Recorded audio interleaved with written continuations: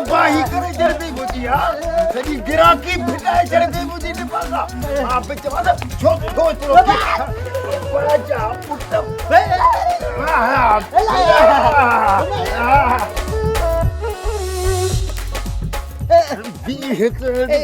म्याऊ म्याऊ बिल्लो पिया बिल्लो बिल्लो बिल्लो कथेड़ बिल्लो हां कथे बिल्लो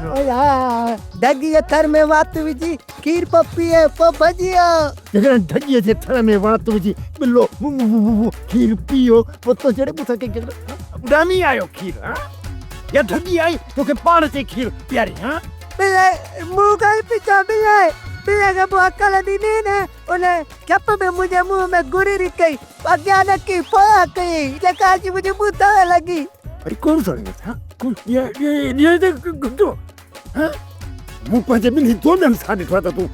थर में मुंह जो है अरे बुधा ये हुयो या आयो ढगी खीर मुंह पिता बु अरे मुची ठगिया मेरी अम्मा जी सिक्का पूरी पोकया मारे जी सिक्का जना मां पूरी कया है तो अजे तुने थोरो न कढा तो मो डालो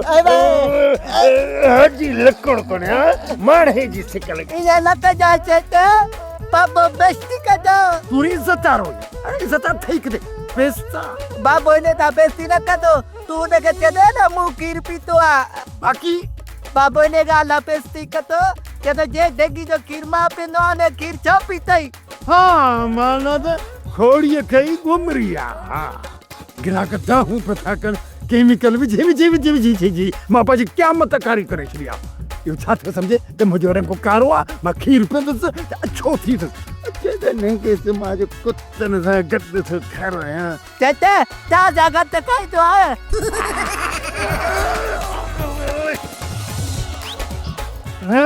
इसकी हाथी लकुर तो चवे ता सावन की भींग कई है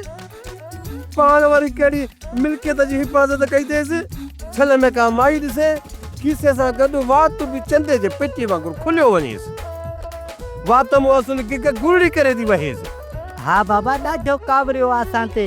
दिमाग जो रगुई सुजी वई दस मु समझे तो यार ठक्का आदमी हाने ठक्का त हाने होने के मां जा रही और तो उन जी कमजोरी है ना ये मां होने के हाने बुधाई दस पान होने जी कमजोरी जो फायदो उठाती हाने बेटो दस त किए तो मां नचाया से नहते नचाया से हां